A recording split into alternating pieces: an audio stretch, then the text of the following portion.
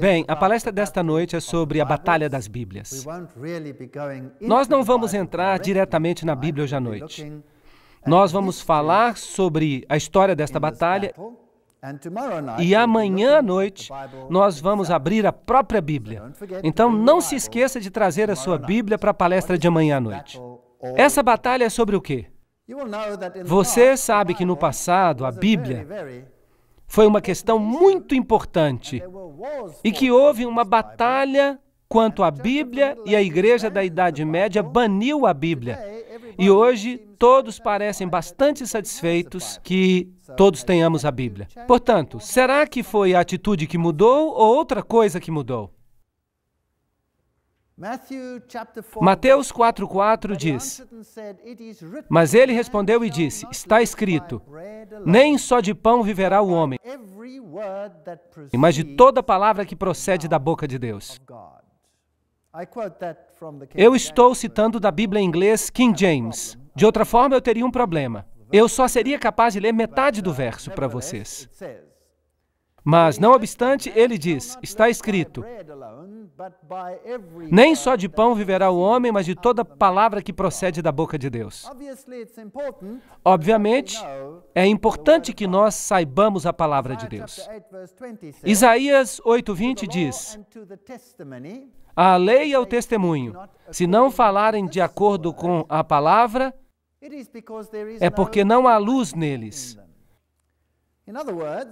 Em outras palavras, se você não fala de acordo com a palavra de Deus, e se você não fala de acordo com o testemunho, aquilo que os profetas já declararam com respeito às ações de Deus, aquilo que tem que estar em harmonia com a Torá, os primeiros 5 livros da Bíblia, então não há luz neles. Portanto, nós não podemos vir com algo contrário à palavra de Deus. Apocalipse 22:18 diz, pois eu testifico a todo homem que ouve a profecia deste livro. Se alguém lhe acrescentar qualquer coisa, Deus lhe acrescentará as pragas que estão escritas neste livro. E se alguém tirar algo das palavras do livro desta profecia, Deus tirará sua parte do livro da vida, e da cidade santa, e das coisas que estão escritas neste livro. Este é um assunto muito sério. Não se metam com a palavra de Deus. Vocês concordam comigo que é isso que está dizendo? Esta é uma pesquisa muito séria e, obviamente, se o homem não vive apenas de pão, mas de toda palavra que procede da boca de Deus, se você acrescentar algo a ela, ou tirar algo dela, ou misturá-la, ou alterá-la, isso pode ser um problema. Bem, hoje nós temos muitas Bíblias. De fato, há centenas de traduções da Bíblia. Agora, qual é a melhor? As pessoas vão dizer que as Bíblias modernas são melhores. Sim, em muitos sentidos, com os estudos modernos do grego, muitos versos das Bíblias modernas têm traduções melhores do que as versões mais antigas, por causa de um conhecimento melhor da terminologia grega. Mas se a gramática melhorou, será que isso necessariamente significa que o contexto melhorou ou mudou? É aí que nós temos problemas. Então, qual é a árvore genealógica das Bíblias modernas que nós temos hoje?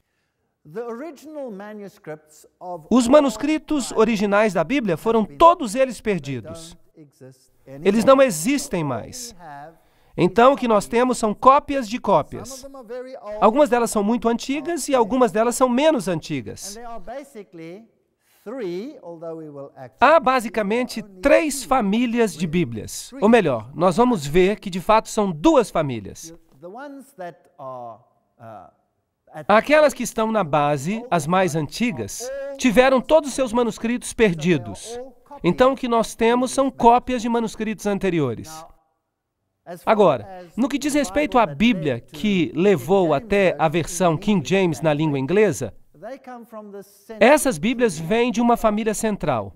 Trata-se de manuscritos perdidos do texto tradicional. Esses manuscritos vêm das versões siríacas e da gótica. Trata-se do Códice W e do Códice A.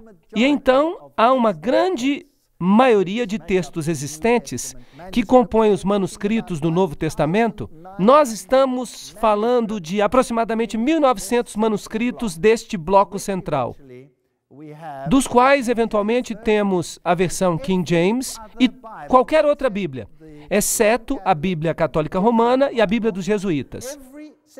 Toda a Bíblia do mundo que foi escrita antes de 1914. Toda a Bíblia, sim, veio dessa tradição.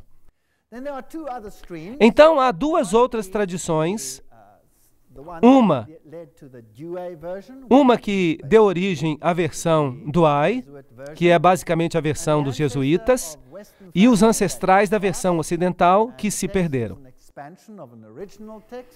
Aí você tem a velha versão latina, você tem a versão da Vulgata Latina, que o Papa declarou ser infalível. Você tem o Códice D, o Códice D2, o Códice E2 e a versão Douay de 1582. Que foi escrita para conter a reforma. Essa é uma outra família. E os manuscritos que pertencem a essa mesma família têm o mesmo texto e eles concordam com as palavras que aparecem ali.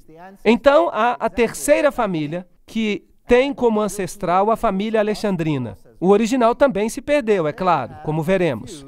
E você tem alguns documentos interessantes e relativamente novos. Mas, normalmente, são documentos velhos que foram encontrados recentemente.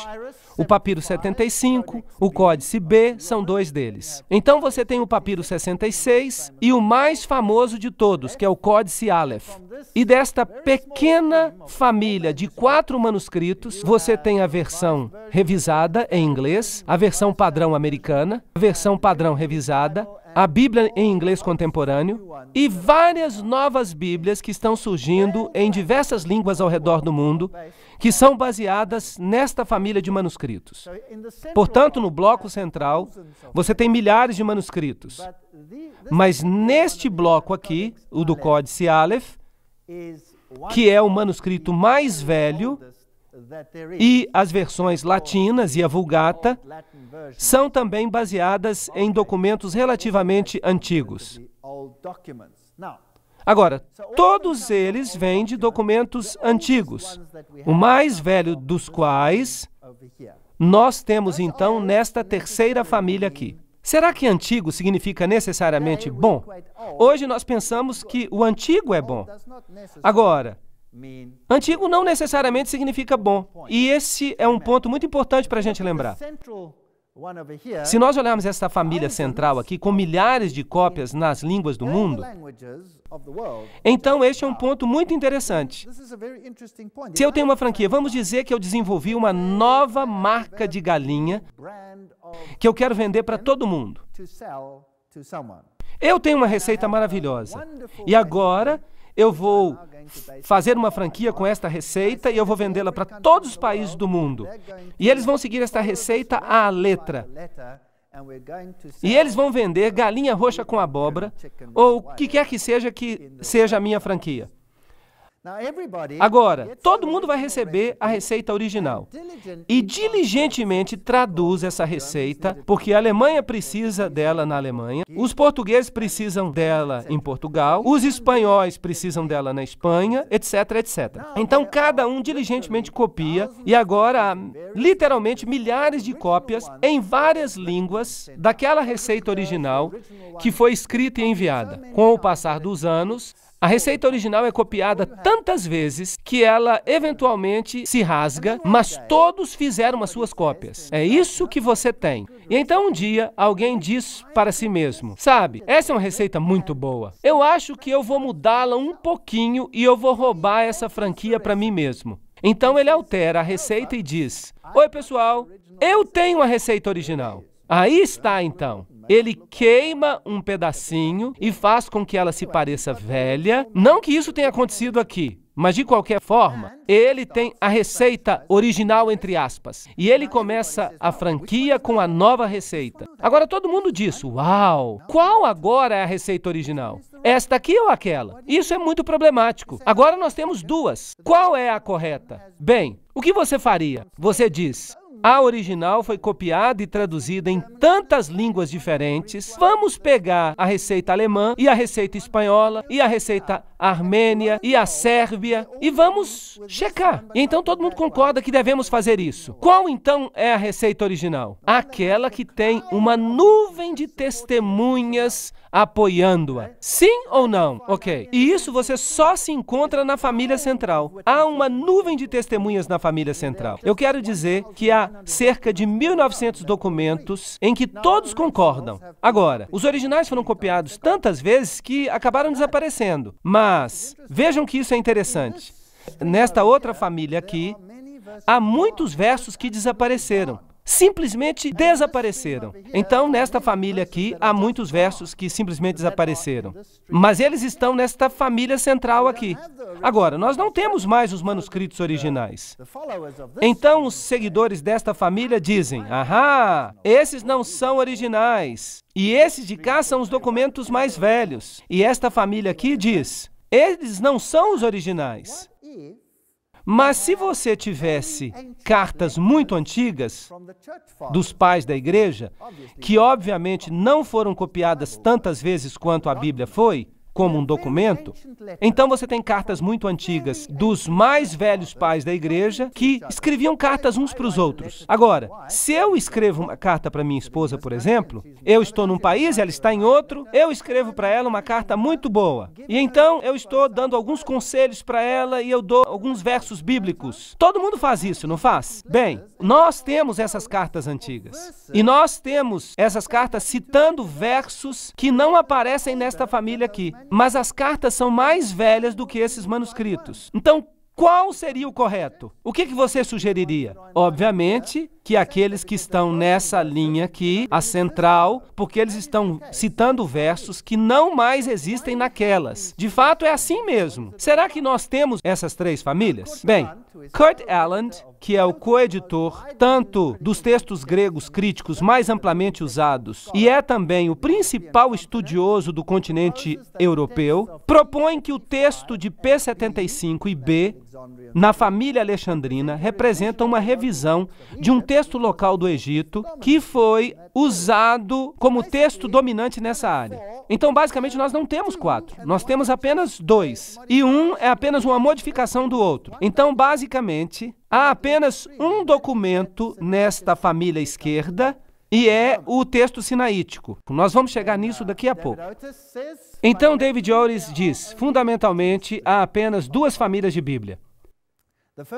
A primeira família pertence ao texto recebido do hebraico e do grego, manuscritos preciosos que foram preservados em lugares como a igreja de Pela, na Palestina, de onde os cristãos fugiram quando, no ano 70 depois de Cristo, os romanos destruíram Jerusalém. Portanto, os manuscritos originais não estavam em Roma. Eles vieram da área cristã. Eles vieram de Jerusalém, eles vieram da Síria, onde os apóstolos pregavam. É desses lugares que os manuscritos originais vieram. E esse era o lugar lógico para eles estarem, porque esse é o lugar onde os apóstolos estavam.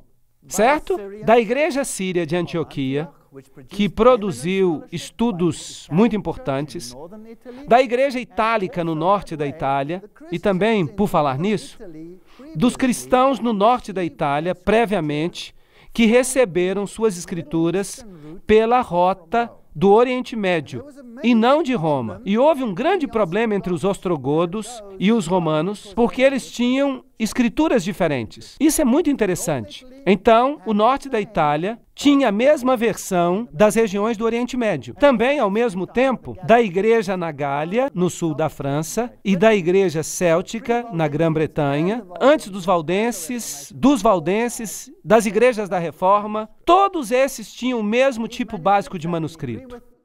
Estes manuscritos estão de acordo um com o outro. São, de longe, a grande maioria das cópias do texto original. Por isso, são chamados de texto recebido, ou textus receptus. Essa maioria é tão esmagadora que até os inimigos do texto recebido admitem que 19 de cada 20 manuscritos gregos pertencem a esta classe. Quase todos os manuscritos pertencem a esta classe.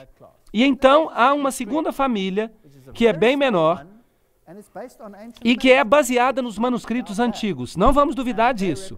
Eles representam a família grega, a família vaticana, ou Códice B, este aqui, que estava na Biblioteca de Roma e foi usado para combater a Reforma, porque ele diz coisas muito diferentes daquelas que os reformadores usavam.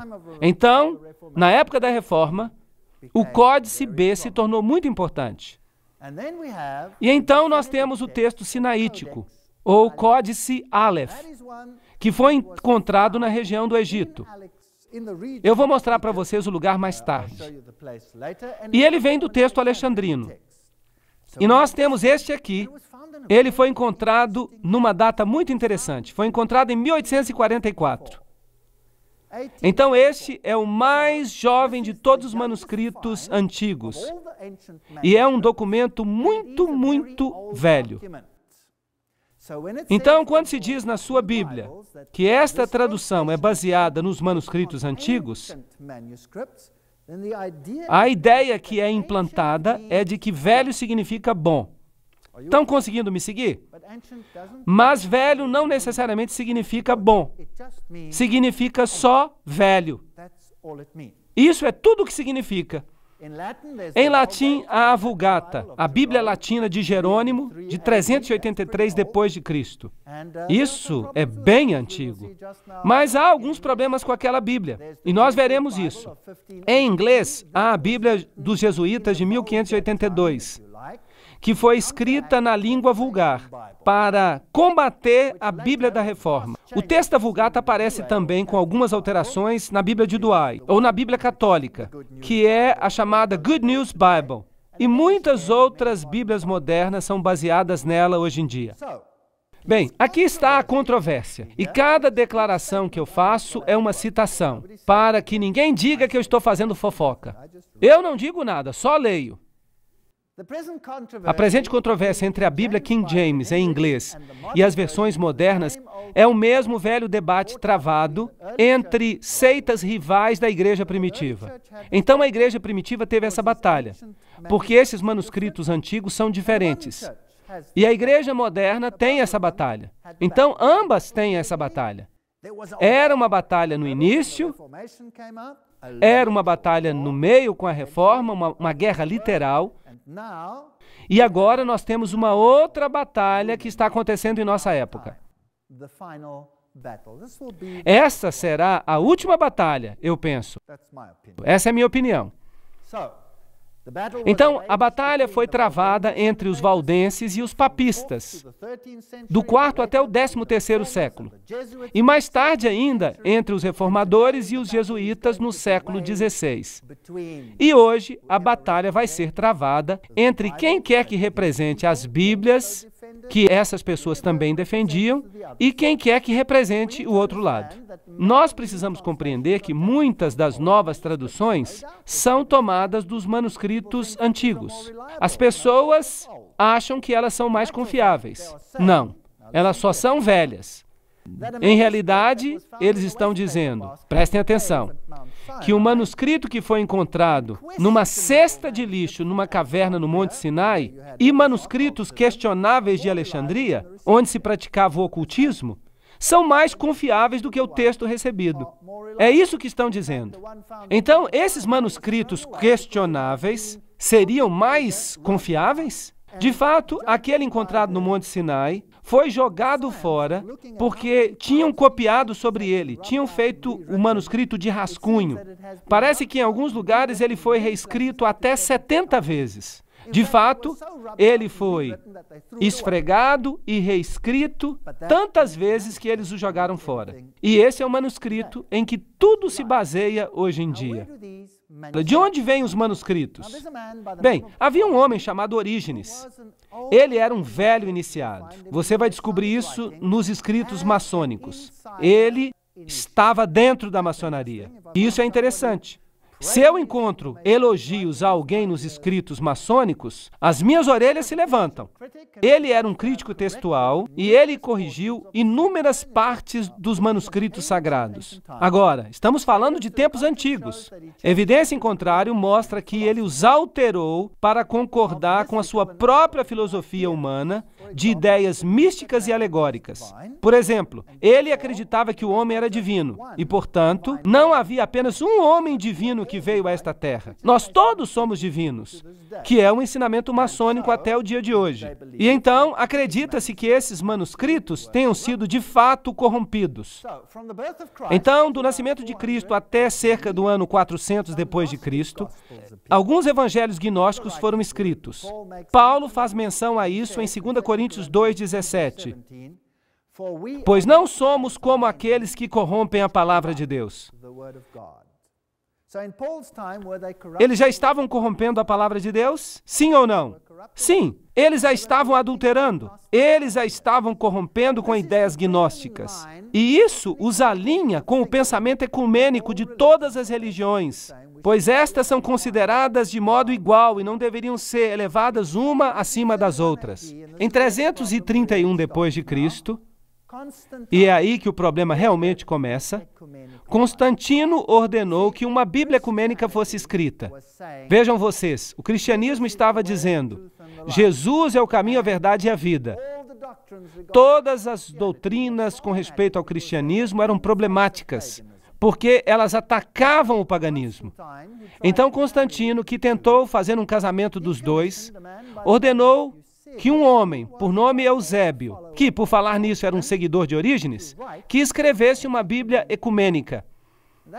Isto é, que alterasse a palavra de Deus usando escritos gnósticos, para que ela se tornasse aceitável tanto a pagãos quanto a cristãos. E foi isso que fizeram. Mas os primeiros cristãos rejeitaram esses manuscritos e disseram que eles não são de Deus. E então esses manuscritos foram parar em bibliotecas secretas e ficaram ali para serem posteriormente escavados como manuscritos antigos. Foram feitas mais ou menos 50 cópias por Eusébio e elas foram distribuídas e acabaram em áreas amplas. Em Roma e em Alexandria, onde você tinha os estudos esotéricos. Nós vamos falar sobre isso mais tarde. Orígenes acreditava na assim chamada heresia ariana. Essa heresia ariana é que Jesus não era Deus e que só havia um Deus. Uma espécie de Deus panteísta, um Deus em tudo. Então, nós poderíamos ter uma centelha divina, e esse é um ensinamento maçônico. Agora, é interessante que os católicos romanos alegam que são contra os arianos, e que combateram guerras e destruíram as pessoas que eram arianas. Mas não há evidência disso. E eu quero lhes dizer, não há evidência histórica de que as nações tivessem sido destruídas porque elas eram arianas, como os ostrogodos, os vândalos. Não há evidência que esses eram arianos. Nós não temos nenhum dos seus escritos. Tudo o que escreveram foi destruído. Nós só temos a palavra dos católicos romanos de que eles eram arianos. Mas agora eu tenho boas notícias para vocês. Lembram-se que eu lhes disse ontem que os templários tinham duas doutrinas?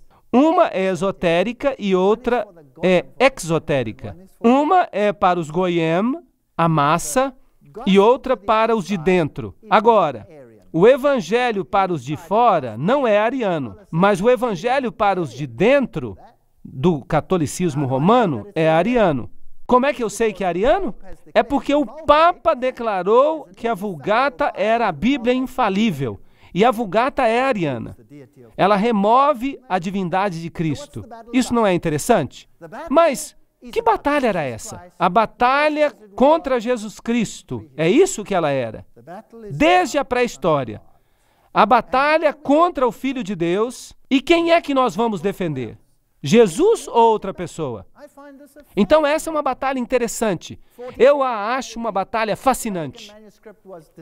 Em 1481 d.C., o manuscrito do Vaticano foi descoberto na Biblioteca do Vaticano. Isso não é interessante? Bem a tempo de competir com a Reforma, porque a Reforma estava usando o texto recebido. Eles não usavam nenhum outro texto. Então vocês precisam acreditar que até 1481, Deus manteve a verdade da Bíblia escondida por gerações até 1481? Será que a verdade se baseava em manuscritos errados? E felizmente o Vaticano descobriu o manuscrito certo em 1481 para combater a reforma. E esse manuscrito repetidamente coloca de lado a divindade de Cristo e é ariano? Então, essa é a doutrina para os de dentro, a doutrina templária. Nós vimos isso na palestra que fizemos ontem. E é provavelmente um manuscrito que sobreviveu de Eusébio. E por falar nisto, este aqui e aquele que encontraram no Sinai são pássaros de uma só pena. Eles concordam um com o outro. E é por isso que basicamente só há duas famílias. A grande maioria que compõe o Textus Receptus e esta outra família. E então nós temos a data mágica, 1844. O manuscrito sinaítico foi descoberto no Monte Sinai, no mosteiro de Santa Catarina. Muito interessante. Esta é uma velha igreja copta, que é basicamente a igreja bizantina do Oriente. Uma igreja muito parecida com o catolicismo. Elas são praticamente a mesma igreja. E este manuscrito concorda absolutamente com o manuscrito do Vaticano e é totalmente ariano. Em 1881, dois professores da Inglaterra, Westcott e Hort, criaram o texto grego. Isto é baseado, claro, no manuscrito do Vaticano e no manuscrito do Sinai. Mas eles preferiram o manuscrito do Sinai, para que não parecesse muito católico. Vocês estão me seguindo? Não deveria parecer muito católico, porque esses dois homens eram protestantes. Bem, vamos dizer que eles eram supostamente protestantes. E, como consequência, até a Bíblia dos Testemunhas de Jeová foi alterada por causa deste novo escrito. Agora, no início da década de 1900, quando isso começou a acontecer, os Testemunhos de Jeová usavam a própria Bíblia King James. Mas então um dia disseram para eles que eles precisavam pegar a King James e pegar um grande lápis preto e que eles deviam modificar o texto da King James. Riscar isso, riscar aquilo outro. E eles começaram a riscar. Eles ainda não tinham sua própria Bíblia. Ela não existiu até o início de 1900. Então, os Testemunhos de Jeová foram os primeiros a riscar grandes partes da Bíblia. Eu vou mostrar isso para vocês amanhã. E deve ser enfatizado que a discussão não é entre um texto antigo e um texto recente, mas entre duas formas antigas do texto. Vocês estão entendendo? Esse é o argumento. Tyndale, ele, é claro, usava o texto recebido. Isso realmente irrita o Vaticano, porque o outro não tinha sido descoberto ainda.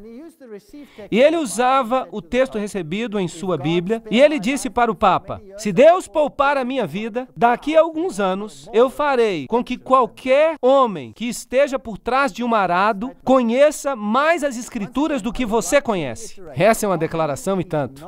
De novo, eu gostaria de declarar que a discussão não é King James versus outras versões. A discussão é entre o texto recebido contra uma pequena família que vem do Sinai e do Vaticano. Aí está a discussão. Por falar nisso, qualquer Bíblia, em qualquer linguagem, que existia antes de 1900, era baseada no texto recebido. Então, se você vai para a Sérvia, você tem o texto recebido. Se você vai para a Grécia, eles têm o texto recebido em grego. Se você vai para qualquer país do mundo, a Bíblia luterana, qualquer Bíblia, elas são todas baseadas no texto recebido. Cada uma delas. Mas depois de 1900, as Bíblias modernas deixam de ser baseadas nele. Bem, quando essa Bíblia saiu, os jesuítas foram chamados para ajudar. Eles tiveram uma crise, porque agora estava evidente que os ensinos de Roma não estavam de acordo com a Bíblia. Então eles fizeram esta declaração. Notem o que os jesuítas escreveram. Nós vamos solapar a Bíblia dos protestantes e destruir os seus ensinamentos. A rainha da Inglaterra, percebendo o dano da Bíblia jesuítica, enviou Beza à Europa, e ele estava com João Calvino, para ajudar Thomas Cartwright. Com uma mão ele pegou todos os manuscritos gregos e com a outra mão ele pegou todos os manuscritos latinos do texto recebido. E ele começou a atacar a Bíblia dos jesuítas, golpe após golpe. Então, a guerra eclodiu. Eventualmente, eles enviaram a armada espanhola contra a Inglaterra para travar uma guerra. Eles chegaram com 136 barcos armados. Alguns tinham 50 canhões. E tudo que a Inglaterra tinha eram meros 30 navios. Esses grandes galeões vieram e eles deveriam destruir a Inglaterra por causa da Bíblia. Bem, Sir Francis Drake levantou naquela manhã e ele estava muito nervoso. Mas o que ele descobriu? Uma tempestade estava vindo durante a noite e os galeões espanhóis tinham sido destruídos nas praias da Escócia. A frota inteira tinha sido destruída na tempestade. E tudo o que ele precisava fazer agora era fazer a limpeza. E daquele dia em diante, a Inglaterra se transformou num grande poder marinho. Isso é o que a história diz. Agora, o que os jesuítas dizem sobre a Bíblia? Aqui está uma citação. Então a Bíblia, aquela serpente com a cabeça ereta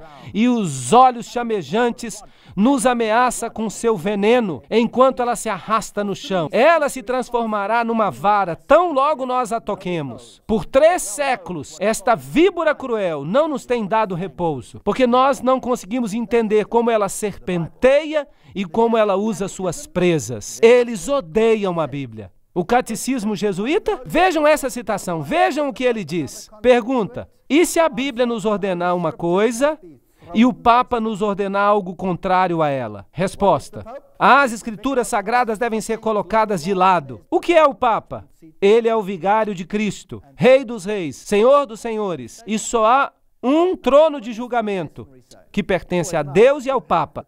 Essa é uma declaração e tanto. Bem, o que a maçonaria diz? É sempre bom ter documentos para a gente comparar. Em Morais e Dogma, a fonte escrita por Pike, na página 818, diz o seguinte com respeito à Bíblia: o absurdo da leitura da igreja estabelecida, que toma literalmente a linguagem figurativa, alegórica e mítica de uma coleção de livros orientais de épocas diferentes. Puxa vida, estão falando bem mal da Bíblia. A tolice de se considerar os livros hebraicos como se eles tivessem sido escritos pelo rei Tiago, uma pessoa sem imaginação e sem intelecto prático, e com a ajuda dos preconceituosos presbiterianos da Escócia.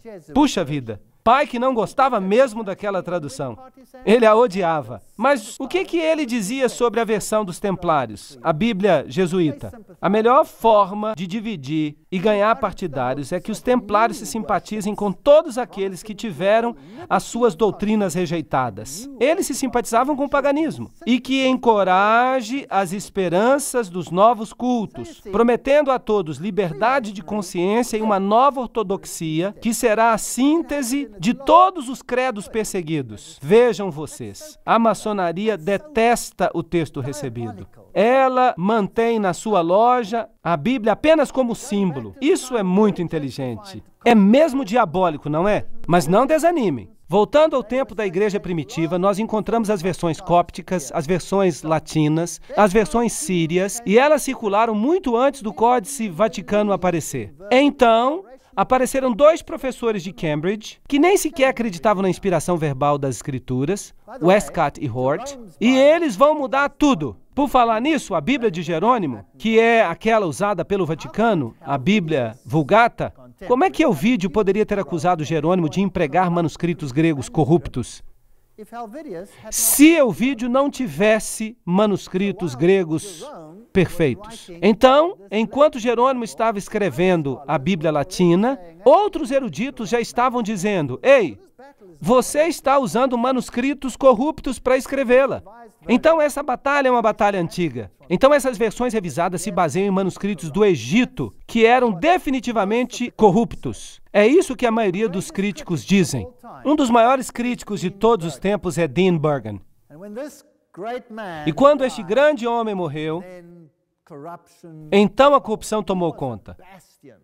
Ele era um bastião.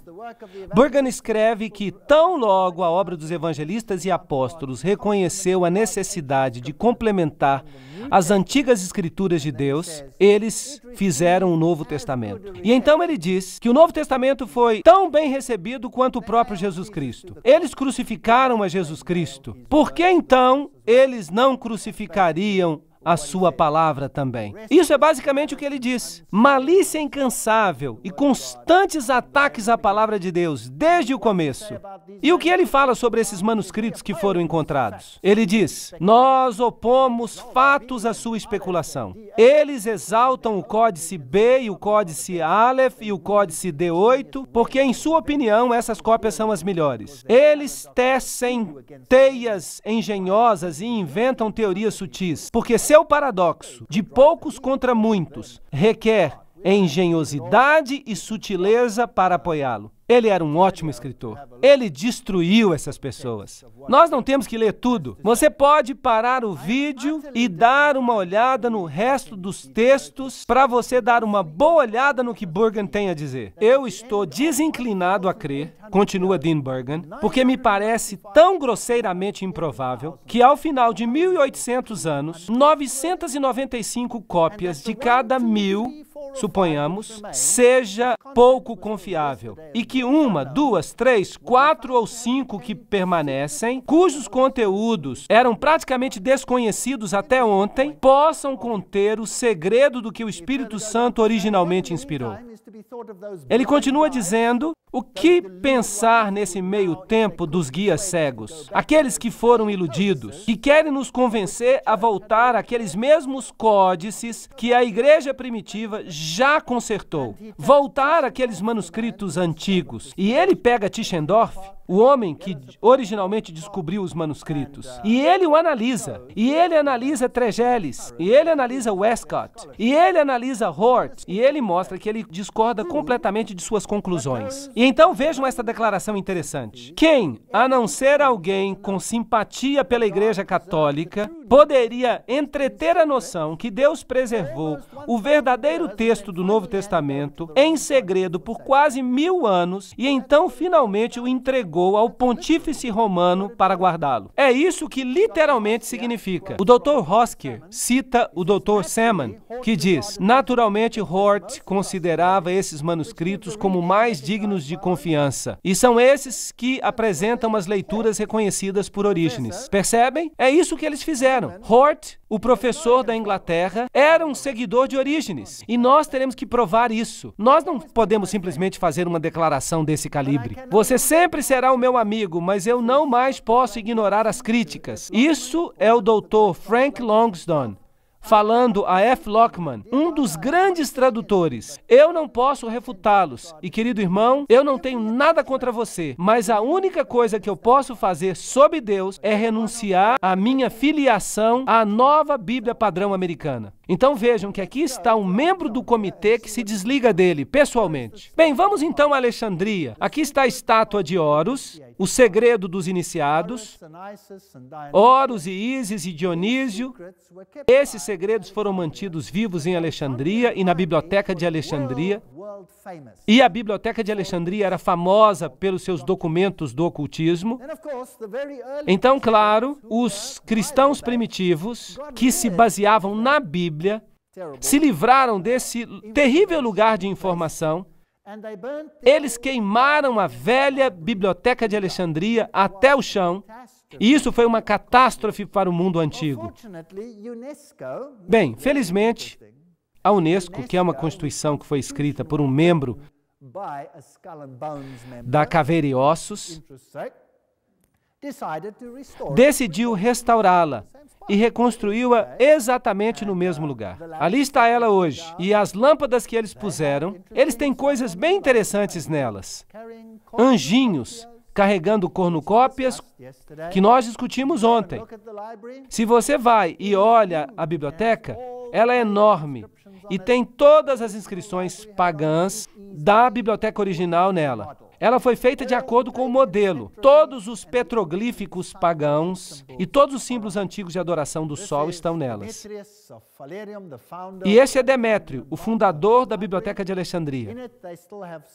Nela, eles ainda têm alguns dos manuscritos antigos que conseguiram escapar. Aqui você tem um papiro com os signos do zodíaco, algo que a Bíblia proíbe.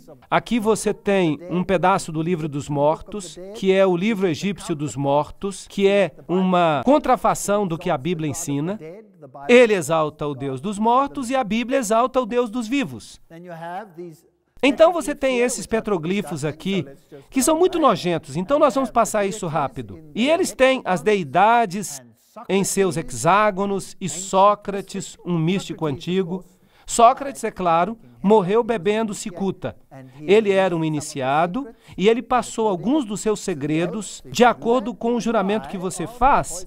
Se você revelar, você pode beber uma taça de veneno, ou se você preferir, você pode ter a sua garganta cortada de orelha a orelha ou a língua arrancada da sua boca. Os mortos são exaltados. Esta biblioteca é absolutamente enorme. Não dá nem para imaginar o tamanho. Eu só fiz um pequeno vídeo dela. Vamos dar uma olhada em como ela é, só para dar uma ideia do tamanho. É absolutamente enorme. E tem todos os símbolos pagãos interessantes ali.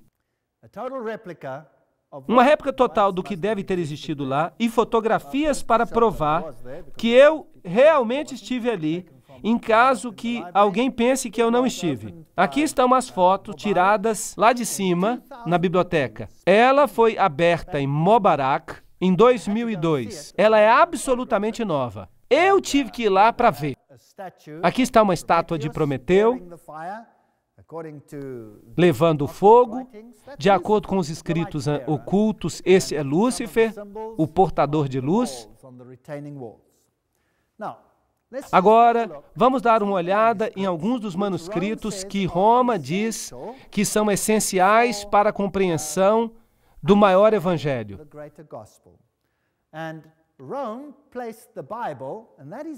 Roma colocou a Bíblia, e isso é só o Textus Receptus, para falar a verdade, no índice de livros proibidos. Eles não colocaram a sua Vulgata no índice de livros proibidos. É a Bíblia protestante que eles colocaram lá. Então, a igreja primitiva em Antioquia, como eu já disse, usava os manuscritos sírios. E esse é o livro que é proibido por Roma.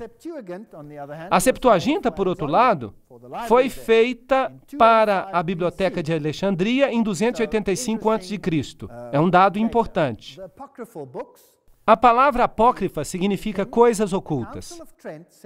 O Concílio de Trento disse o seguinte em 1546 sobre os livros apócrifos: quem quer que não receba como sagrados e canônicos todos esses livros e cada parte deles, que são comumente lidos na Igreja Católica, estão contidos na velha versão latina Vulgata, ou deliberadamente desprezar as suas tradições, que essas pessoas sejam amaldiçoadas.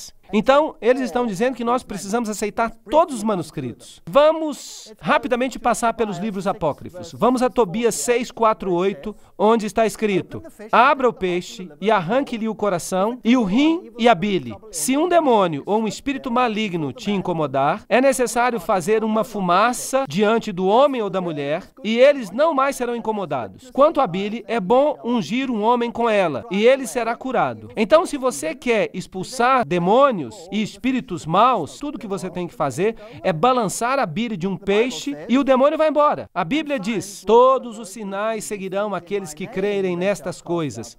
Em meu nome eles expelirão demônios. Marcos 16:17. Quando oprimidos, mas sentindo-se incomodado e voltando-se para o espírito demoníaco, Paulo disse: eu te ordeno no nome de Jesus Cristo que saias. E ele saiu naquela mesma hora. Então, ele não usou a bile de um peixe. Tobias 12:9 diz: pois as esmolas podem livrar da morte e te purificarão de todo o pecado. Então você pode purificar os seus pecados. Pedro diz: ainda mais que vós sabeis que não sois redimidos com coisas corrompíveis, como prata e ouro, da vã conversação recebida pela tradição de vossos pais. São duas doutrinas opostas. Qual delas é a correta? E as orações pelos mortos? Macabeus 12, 43 a 46 diz: pois, se não tivesse a esperança que aqueles que morreram ressuscitassem, teria sido supérfluo e vão orar pelos mortos. Portanto, ele fez reconciliação pelos mortos para que eles fossem libertos do pecado. Então, você pode orar pelos mortos para que eles sejam libertos do pecado? Isso é paganismo. João 1,7 diz: Jesus Cristo nos purifica de todo pecado. E isso nos leva agora até a Bíblia Vulgata.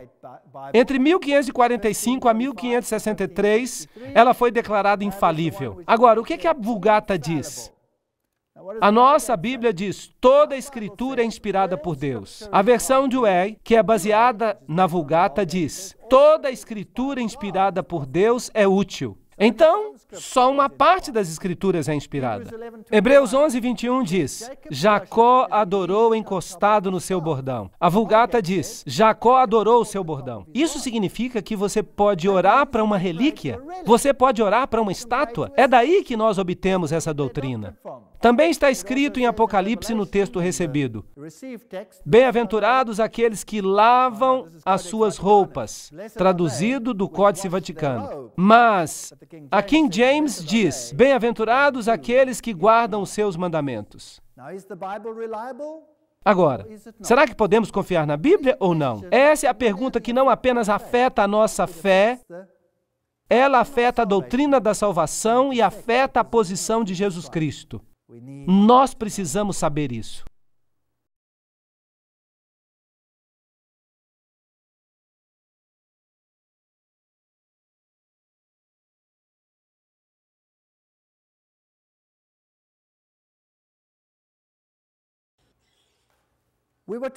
Nós estávamos falando acerca da Bíblia e de onde ela veio, de onde os vários manuscritos vieram.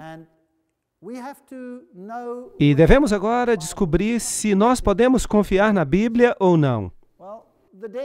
Bem, os rolos do Mar Morto eram escritos meticulosamente copiados pelos essênios, e eu devo dizer que eles não eram judeus ortodoxos, eles tinham propensões cabalísticas. E os manuscritos antigos que eles copiavam eram exatamente iguais àqueles que são encontrados na Bíblia hoje. Então, de fato, isso é uma evidência em favor da Bíblia. Esses antigos manuscritos, eles dão um testemunho preciso até mesmo acerca do livro de Daniel. Foram descobertos em 1949. E eles provam que a Bíblia não sofreu mudanças durante todos esses anos. Esses manuscritos são fenomenais. Mas, depois disso, alguns outros manuscritos interessantes foram descobertos. Há um manuscrito famoso que foi descoberto perto de Alexandria, que incluía uma série completa de evangelhos gnósticos.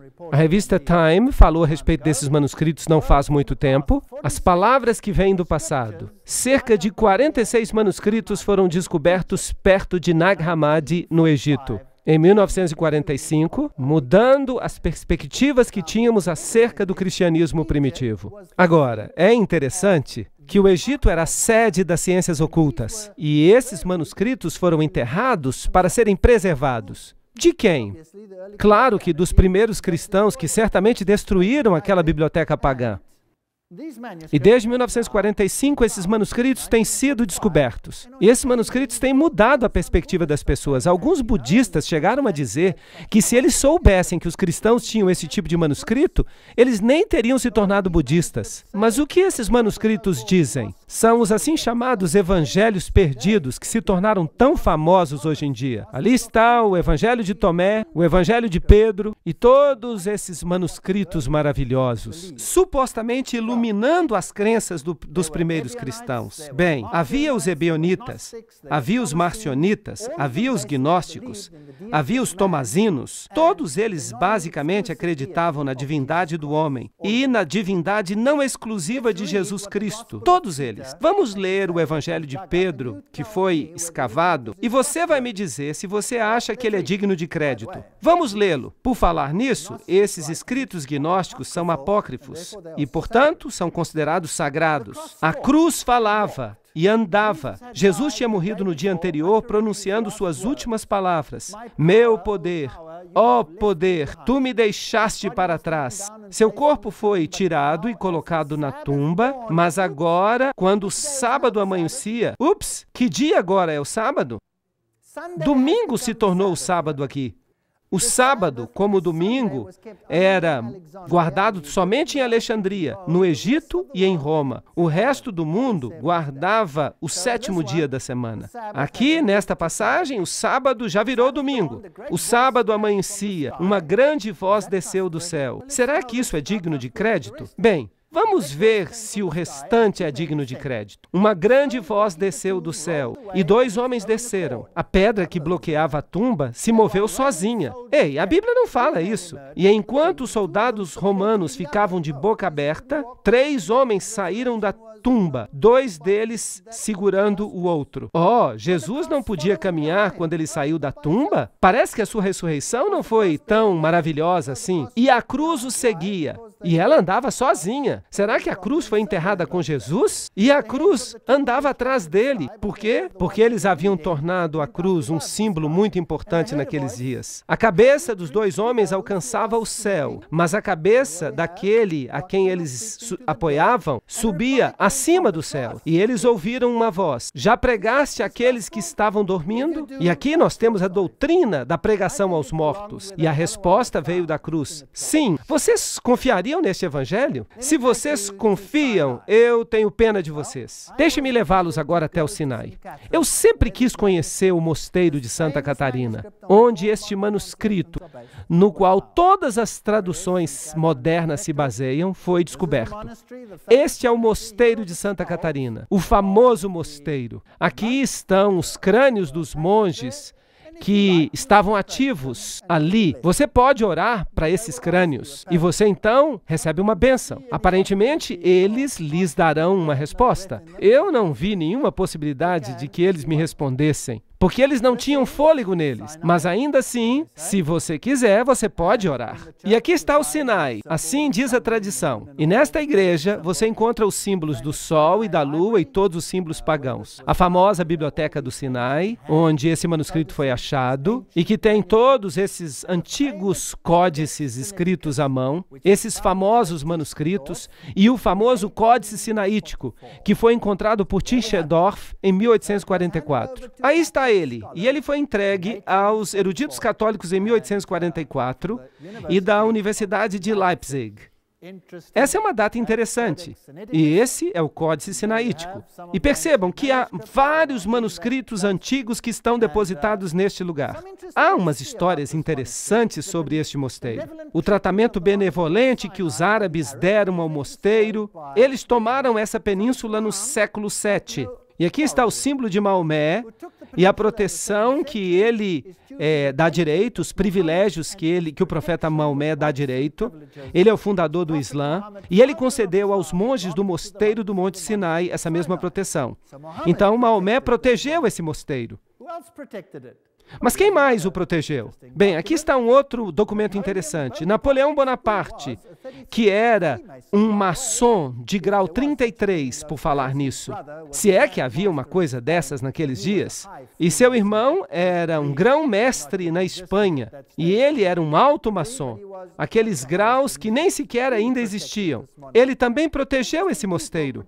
Pessoas importantes protegeram esse mosteiro. Aqui estão os 4 evangelhos no Códice Sinaítico. Ali está o meu amigo, nós estamos entrando no mosteiro, aqui estão algumas pinturas do mosteiro, e aqui está essa sarça fascinante. E todas as pessoas estão alinhadas aqui para orar. Esta é a famosa sarça, intacta. Essa sarça supostamente sobreviveu por milhares de anos. E ela nunca foi sequer regada. Nem regaram a sarça.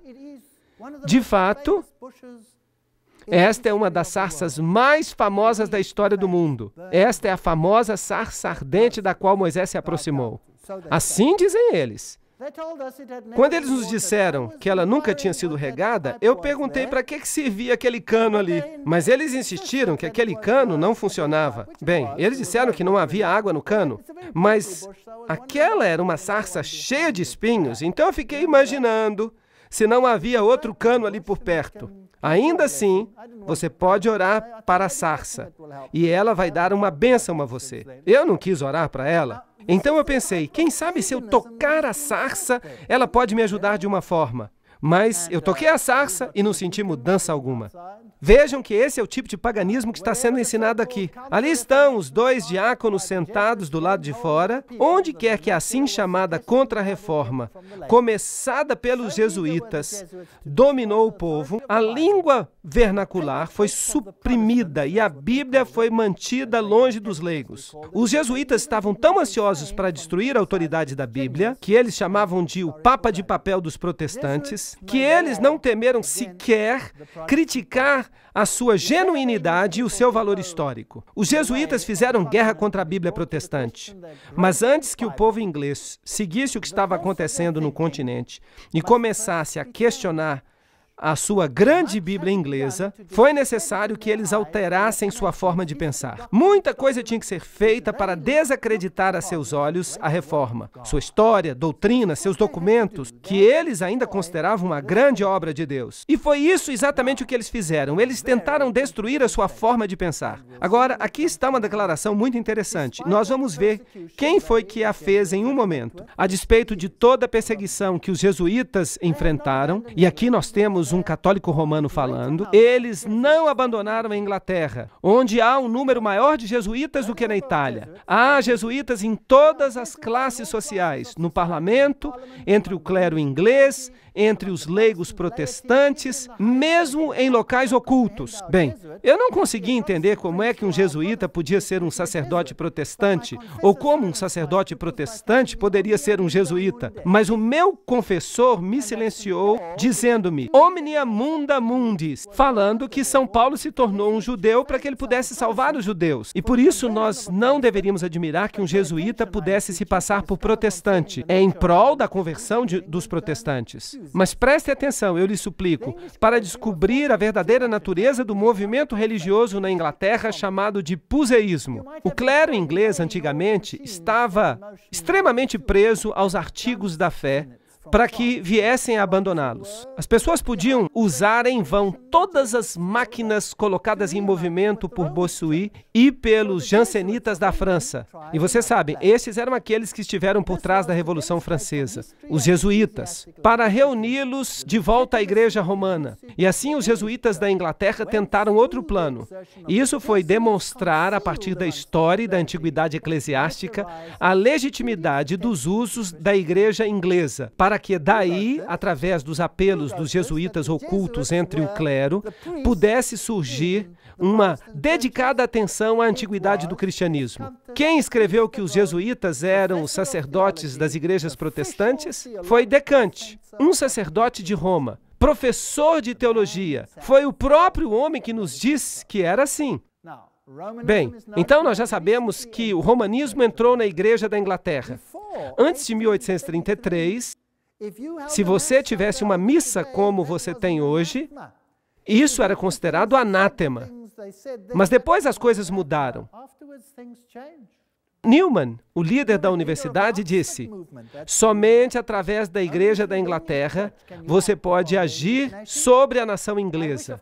Eu desejo, é claro, que nossa igreja seja consolidada com a sua comunhão e por intermédio dela, e por sua causa, e pela causa da unidade. Ele e seus associados criam que o protestantismo era o anticristo. Ok.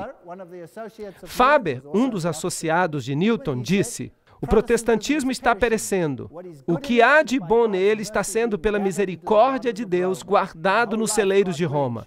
Toda a minha vida, se Deus permitir, será uma cruzada contra a detestável e diabólica heresia do protestantismo. Percebam que há aqui uma guerra contra a Igreja da Inglaterra. Eu creio, disse ele, que o anticristo será o infiel e se levantará daquilo que se chama hoje protestantismo, e que a Igreja de Roma e a da Inglaterra se unirão para se opor a ele.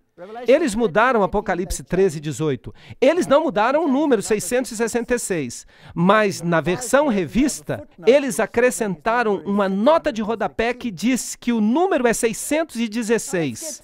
Agora, vamos falar desses dois cavalheiros, Westcott e Hort.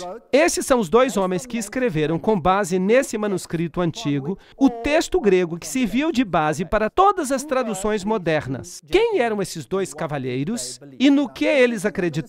Bem, agora tudo que eu vou dizer vem dos livros escritos pelos filhos de Westcott e Hort, que publicaram suas cartas. Então, isso não é o que alguém diz sobre eles. Isto é o que eles mesmos falam sobre o que eles criam. Isso vem direto do original. E é ótimo que a gente tenha originais assim. E depois desta palestra, eles provavelmente vão desejar nunca ter escrito esses originais. Hort e Westcott rejeitaram a ideia da infalibilidade da Bíblia.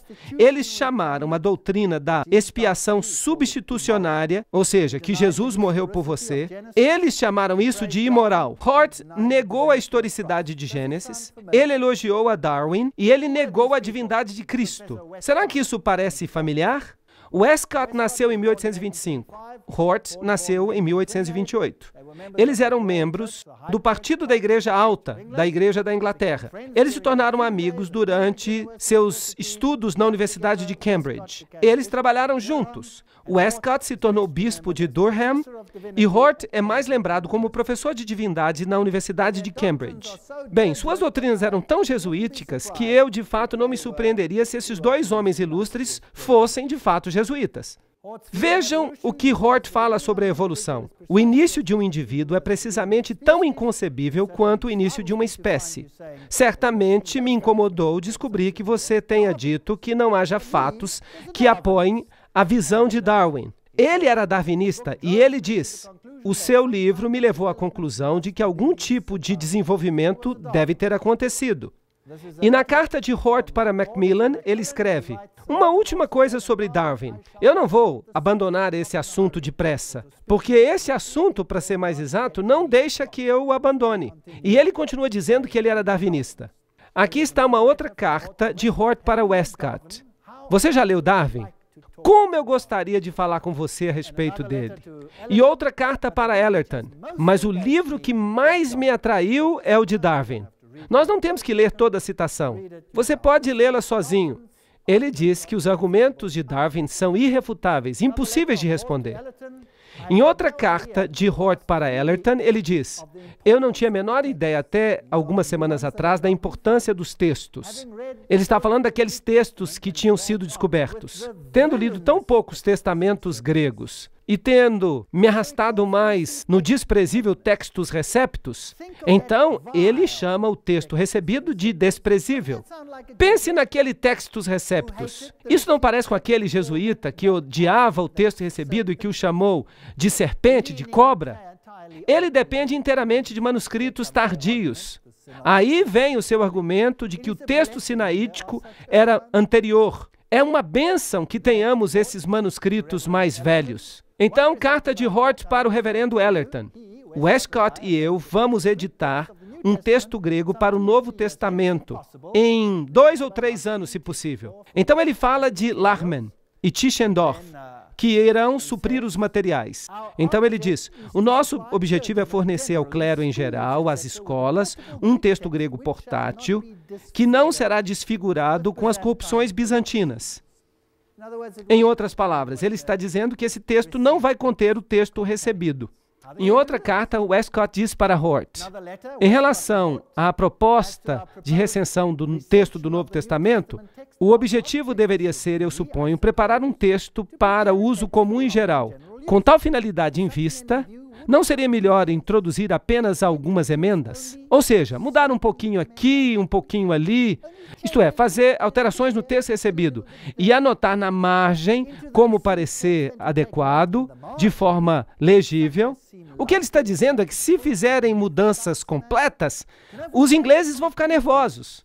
Então eles dizem: vamos mudar apenas um pouquinho aqui e escrever na margem o que nós achamos importante. Assim, quando eles lerem na margem do manuscrito, eles vão dizer: oh, sim, isso provavelmente não deveria estar aqui, porque no manuscrito mais velho, Deveriam dizer manuscrito mais corrupto, mas eles não dizem isso. Vocês estão percebendo o que eu estou dizendo? Foi isso que eles decidiram fazer. Eu sinto muito a desgraça de circular o que eu acho que são cópias falsas das Escrituras Sagradas. Eles estão falando da versão autorizada. E eu estou muito ansioso para fornecer algo para substituí-las. Mas isso não pode ser um texto que dependa só da nossa decisão, mesmo que nós não fôssemos inexperientes demais para tomar essas decisões. Percebam que o que ele está dizendo é que ele não está disposto a escrever a Bíblia toda sozinho, mas deve ter o apoio de uma preponderância óbvia e clara da evidência. A margem nos dará amplo espaço para a nossa crítica ou os nossos princípios. E é por isso que eu sugiro que quando você ler as margens da Bíblia, não creiam nessas margens. Meu desejo é me afastar do texto recebido popular somente no caso em que ele esteja claramente equivocado. Equivocado em sua opinião, claro. Então ele faz a seguinte declaração: Westcott, Garhan, C.B. Scott, Benson, Bradshaw, Lord e eu começamos uma sociedade para a investigação de fantasmas. Ok, eles eram espíritas, estando de fato realmente disposto a crer que estas coisas realmente existem e devem ser discriminadas dos embustes. E eles então acham um nome, Clube do Touro e do Galo. E disso surgiu uma sociedade incrível. Em 1882, a Sociedade para Pesquisa Psíquica foi fundada. De fato, era uma combinação desses grupos que já trabalhavam independentemente. E assim eles trabalhavam com telepatia, mediunidade, a antiga sabedoria oculta. A Sociedade de Fantasmas da Universidade de Cambridge foi fundada por nenhuma outra pessoa a não ser Edward White Benson, o futuro arcebispo da Candelária, junto com essas duas pessoas ilustres. E Darwin também frequentava. Agora, esta sociedade, a Sociedade para a Pesquisa Psíquica, é também a sociedade que administra o lado esotérico do movimento da nova era hoje em dia, com todo o seu esforço de se comunicar com o mundo espiritual. Todas essas coisas estavam ali. Entre as inúmeras pessoas e grupos que na metade do século XIX estavam pesquisando esses temas, pode-se encontrar Edward White Benson, arcebispo da Candelária. Encontramos o seu filho, A.C. Benson, no ano de 1851, escrevendo o seguinte parágrafo: entre as diversões do meu pai em Cambridge estava a fundação de uma sociedade de fantasmas, a precursora da sociedade psíquica. E então pessoas como Lightfoot, Westcott e Hort faziam parte como seus membros. Aí está. Ele, naquela época, estava mais interessado em fenômenos psíquicos do que ele admitia. Assim, a evolução da mediunidade tradicional para a comunicação com os mortos contemporânea foi gradual. O espiritismo original tinha começado em 1848.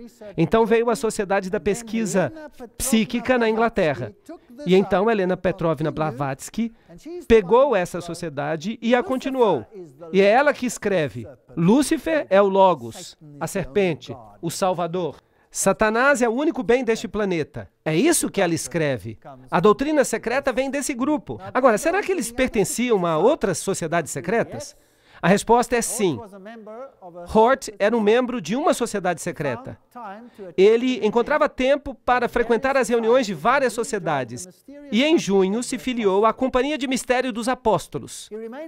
Ele permaneceu sempre um membro fiel do clube secreto, que por volta de 1896 se tornou famoso porque continha membros importantes que pertenciam a ele. Nessa época, o clube foi, de certa forma, revigorado. E foi Hort que foi o principal responsável pelas palavras do juramento que unia os membros para uma conspiração de silêncio. Então, ele pertencia a uma sociedade secreta? Sim ou não? Sim, que os compelia ao silêncio. Será que isso parece maçônico para você? Sim ou não? Bem, o primeiro-ministro da Inglaterra também estava ali, e ele escreveu a Constituição para a Liga das Nações. E foi ele que insistiu que todas as religiões deveriam se tornar uma. E escreveu uma solução esotérica, que também é considerada maçônica. Então essas pessoas eram todas maçons. Agora, nós vimos ontem que os iniciados mais altos criam que quem é Deus?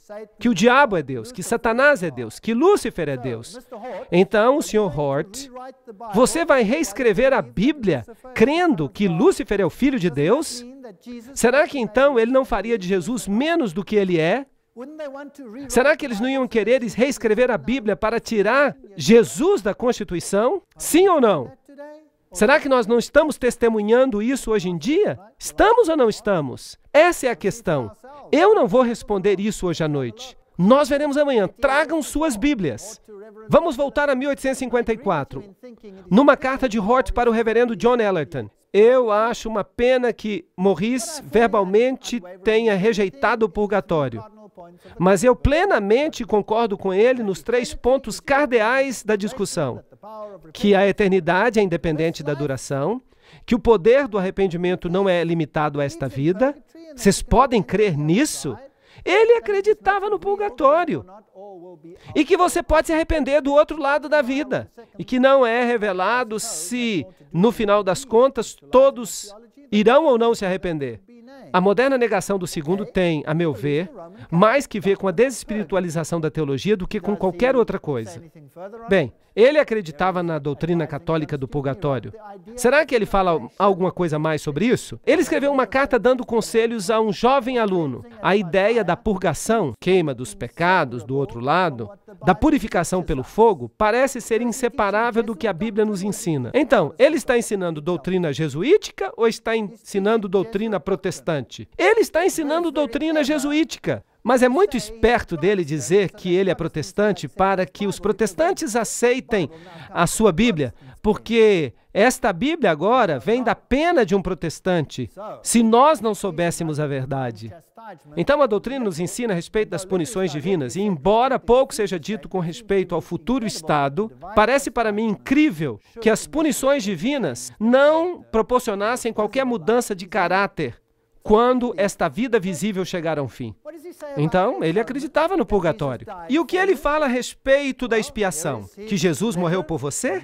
Bem, aqui está a carta publicada na sua bibliografia, volume 1, página 322. Eu acho que eu já mencionei para você antes o livro de Campbell sobre a expiação. É um livro valioso, mas infelizmente ele não conhece nenhuma outra teologia a não ser a protestante. O que ele está dizendo? Letter de Hort para Westcott.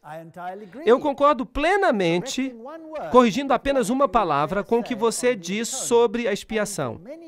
Tendo por muitos anos crido que a união absoluta do cristão com o próprio Cristo é a verdade espiritual, da qual a doutrina popular da substituição é uma contrafação imoral e material. Uau! Então, o fato de Jesus ter morrido para você é uma doutrina imoral? Em vez disso, o que é moral, então, é que nós nos tornamos um com Cristo e nos tornamos Deus? Eles dizem que isso é moral. Agora, quem é que ensina isso? Os jesuítas e os maçons, ou a Bíblia. Quem é que ensina isso? Então, quem era este homem? Ele pertencia a uma sociedade secreta, tinha um clube psíquico. Não apenas isso, ele detestava o texto recebido, ele cospe na expiação. É isso que faz um cavaleiro templário, cuspir na cruz. Outra carta, certamente nada pode ser menos escriturístico do que a limitação moderna de Cristo suportar os nossos pecados e sofrimentos na sua morte. Mas, de fato, isso é apenas um aspecto de uma heresia quase universal. Ok, essas são pessoas que criaram o documento no qual as Bíblias modernas se baseiam. Vocês acham que eles merecem crédito? Eu não acho. Aqui está outra carta, de Hort para o reverendo Davis. Nenhum ser racional duvida da necessidade de uma revisão da Bíblia.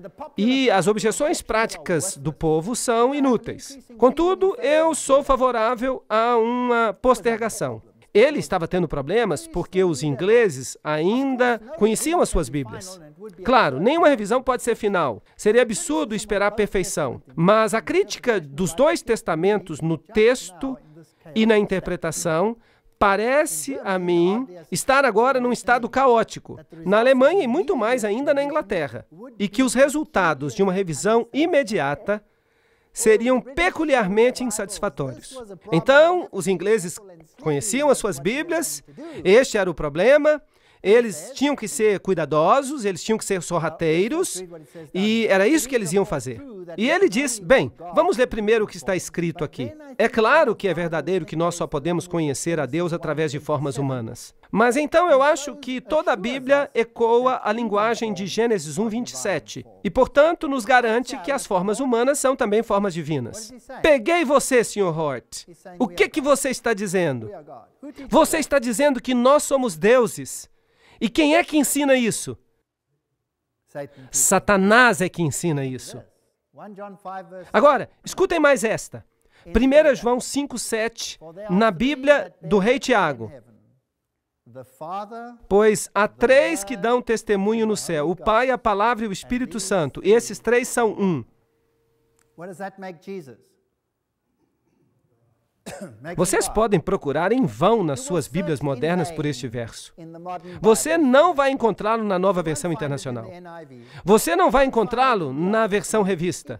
Ele foi removido para que eles possam ser Deus. Carta de Hort para Westcott. Já faz muitos anos que eu estou persuadido de que a adoração a Maria e a Jesus tem muita coisa em comum nas suas causas e em seus resultados. Talvez toda a questão resida na ideia verdadeira de mediação, que foi quase universalmente corrompida em uma ou duas direções opostas. Então quem pode ser os seus mediadores? Maria pode. Essa doutrina é bíblica ou católica? E o outro homem? Westcott escreve, eu tenho tentado me lembrar das minhas impressões de La Salette. Isso é interessante. Nós vamos estar falando sobre La Salette, que é um templo de adoração de Maria. Eu queria perceber que verdade esquecida testemunhava a mariolatria. E agora nós podemos dizer que é justamente a questão dos ensinos dos milagres. Bem, Sr. Westcott, então você quer exaltar a mariolatria e diminuir a Jesus? Carta de Westcott para o reverendo Benson. Tanto quanto eu possa julgar, a ideia de La Salette era a de Deus se revelar a si mesmo. Não em uma forma, mas em muitas. Percebem? Ecumenismo. Coisa fascinante. Carta de Hort para o reverendo Rowland. Eu temo ainda diferenças mais sérias entre nós na questão da autoridade, especialmente da autoridade da Bíblia. Se esta objeção primária fosse removida, eu acho que as nossas diferenças passariam a ser apenas uma diferença de grau. Blá, blá, blá, blá, blá. Ele quer se livrar da ideia de que a Bíblia é inspirada. Para ele, erros e preconceitos devem ser removidos mais por um esforço individual do tipo indireto do que por um ataque aberto combinado. Ele está dizendo, vamos trabalhar por trás dos bastidores. Vamos ser sorrateiros e quietos. Vamos evitar uma crise prematura. Essas pessoas são espertas. Embora eu ache que uma convocação não é competente para iniciar uma medida assim, contudo eu sinto que, à medida que nós três estamos juntos, seria errado se nós não nos esforçássemos o máximo, como Lightfoot diz. Do trabalho é muito boa. Se nós três nos unirmos, mas sem trazer conosco todas as sociedades que nos apoiam, nós poderíamos completar uma revisão textual. Ele está dizendo, nós não podemos mudar tudo agora. Vamos fazer pouco a pouco. Nós precisamos ficar juntos, nós três. Há uma esperança de que as leituras alternativas possam encontrar um lugar na margem. Então é assim, essas observações aparecem nas margens e quando você vai de uma versão para outra, elas somem, desaparecem. E assim é que a Bíblia muda. Você sabe que se você pegar a sua Bíblia e a abrir no meio do livro de Atos, se você pegar uma Bíblia na Nova Versão Internacional e você for para o meio do livro de Atos, e então você parar e contar todas as palavras até o fim de Apocalipse, Aí você tem o total de palavras que já foram omitidas nas Bíblias modernas. Ou seja, do meio de Atos até o fim de Apocalipse. Agora, se o homem não deve viver de pão apenas, mas de toda palavra que procede da boca do Senhor, o que nós vamos fazer com tantas palavras que desapareceram? São cerca de 60 mil palavras que desapareceram. Nós não deveríamos ter uma conferência antes da primeira reunião para revisão? Há muitos pontos nos quais é importante que nós concordemos. As regras, embora liberais, são vagas. E a sua interpretação dependerá de ação decisiva a princípio. É quase impossível decidir o valor daquilo que parece ser uma alteração trivial. Agora, prestem atenção nisso em relação à palestra de amanhã. É quase impossível julgar o valor daquilo que parece ser uma alteração trivial. Resumindo, mude o texto de modo que as pessoas nem sequer notem a mudança. Há alterações triviais, simplesmente lendo-as uma depois da outra, que, tomadas todas juntas, teriam consequências importantes, mas que poucas pessoas pensariam a princípio. Vocês entenderam o que eu estou dizendo? O que eles estão dizendo aqui é, nós vamos mudar a Bíblia um pouquinho aqui, um pouquinho ali. E se nós pegarmos todas essas alterações juntas, nós vamos ter uma doutrina completamente diferente, e essa massa estúpida não vai nem notar. É isso que eles estão dizendo. Bem, nós vamos estudar isso amanhã. Eu vou mostrar a vocês essas mudanças triviais, e vocês vão ficar chocados com o que eles fizeram com Jesus Cristo, nosso Senhor. Lembrem-se, eles estão falando de mudanças triviais. A diferença entre uma foto, diz Rafael, e uma cópia é composta de inúmeras diferenças triviais. Isso não é interessante? Nós temos com sucesso resistido à advertência de terreno perigoso, onde as necessidades de revisão exigiam que a revisão fosse feita. É, de fato, sem dúvida, o início de um novo período na história da igreja. É por isso que os objetores zangados têm razão para a sua perplexidade. Vejam como essas pessoas são sutis. Balfour era um membro dos Apóstolos de Hort e presidente da Sociedade para Pesquisa Psíquica. E eu disse para vocês que ele era o primeiro-ministro da Inglaterra. E ele escreveu o primeiro rascunho da Liga das Nações. Ele foi, pelo menos, parcialmente responsável por ele. Então, esses indivíduos famosos e importantes, vejam o que encontramos sobre eles num livro chamado Que Bíblia, de David Philip. Hort escreve ao reverendo Howland Williams em 21 de outubro de 1858. Adicionalmente, eu concordo com eles, com os autores de ensaios e revistas, em condenar muitas doutrinas específicas da teologia popular. Os evangelhos parecem pervertidos mais do que insinceros. Há, eu temo, ainda diferenças mais sérias entre nós no assunto da autoridade, e especialmente na autoridade da Bíblia. Ele não cria na autoridade da Bíblia. Ele escreve da França. Depois de deixar o mosteiro, nós passamos por um pequeno oratório que nós descobrimos no alto de uma colina, e ali estava uma pietá, do tamanho de uma pessoa, a Virgem e o Cristo morto. Se eu estivesse sozinho, eu teria me ajoelhado ali por horas. Aí está um católico romano falando. Esse não é um protestante. Se ele não era um jesuíta, eu prometo comer o meu chapéu. Westcott escreve ao arcebispo da Candelária uma crítica ao Velho Testamento. Ninguém agora, eu suponho, acredita que os 3 primeiros capítulos de Gênesis, por exemplo, deem a história literal. Eu não acho que seria possível que uma pessoa de olhos abertos pudesse acreditar nisso. Eles não criam em nada, e esses são os melhores manuscritos do mundo? Vocês acreditam nisso? Eu estou inclinado a pensar que nenhum lugar como Éden jamais existiu, e que a queda de Adão, de modo algum, foi diferente do que a queda de qualquer um de seus descendentes. Eles estão dizendo que não havia queda, e esse é um ensinamento oculto. Hort escreve, a perspectiva puramente romana parece mais próxima e mais provável da verdade do que a evangélica. Então, Roma está certa e os evangélicos estão errados.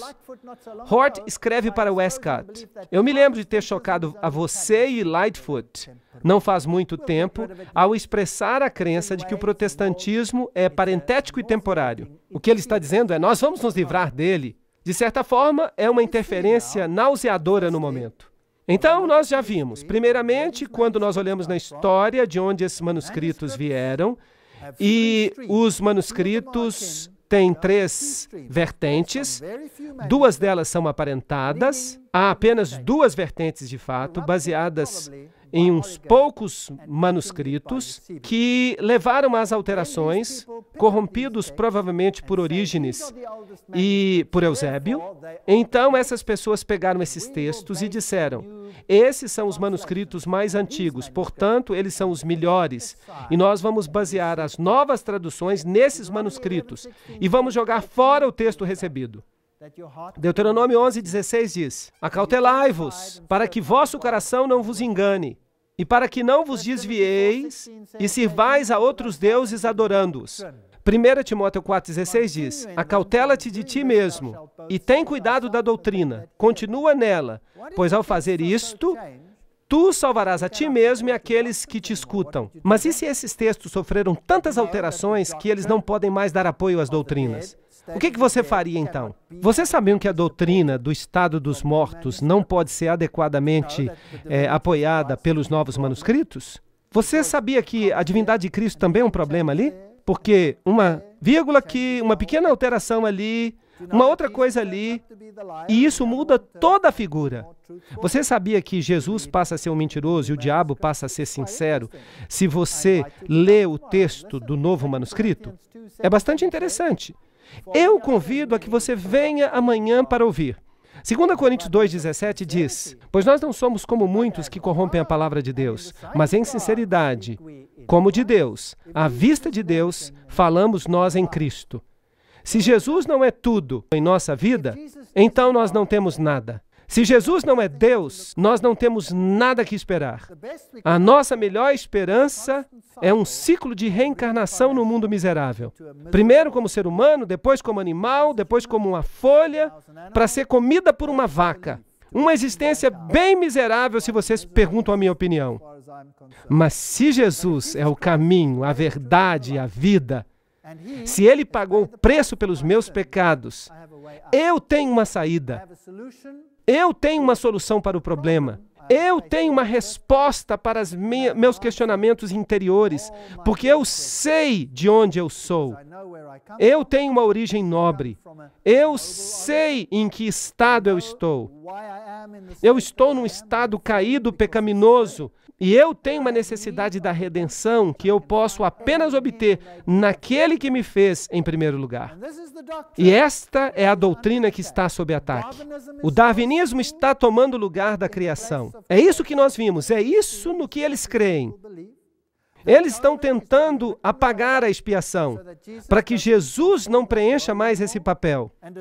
E para que Zoroastro e Osíris possam ser iguais a Jesus. De fato, até eu devo me tornar o seu igual, porque eu sou tão bom quanto ele é.